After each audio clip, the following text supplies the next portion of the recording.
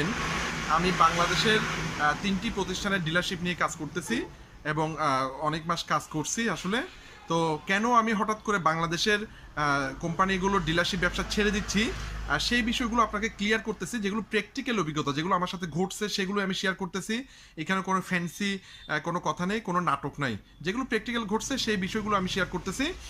কেন আমি ডিলারশিপ ব্যবসা ছেড়ে দিচ্ছি, হ্যাঁ, খুবই গুরুত্বপূর্ণ ভিডিও, শেষ পর্যন্ত দেখলে আপনি সম্পূর্ণ একটা ধারণা পাবেন। আসলে প্রথম যে বিষয়টা সেটা হচ্ছে আমি বুঝতে পারছি ডিলারশিপ ব্যবসা আসলে কোনো ব্যবসা না।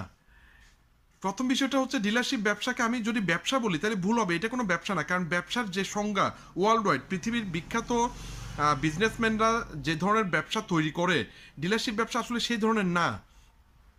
পৃথিবীতে ব্যবসা বলতে ব্যবসার যে সংজ্ঞা সেটা হচ্ছে দুইটা ক্রাইটেরিয়া, দুইটা মানে পয়েন্ট থাকতে হবে আপনার ব্যবসায়। 1 নাম্বার পয়েন্ট হচ্ছে কমপক্ষে 500 জন কর্মচারী থাকতে হবে আপনার, যারা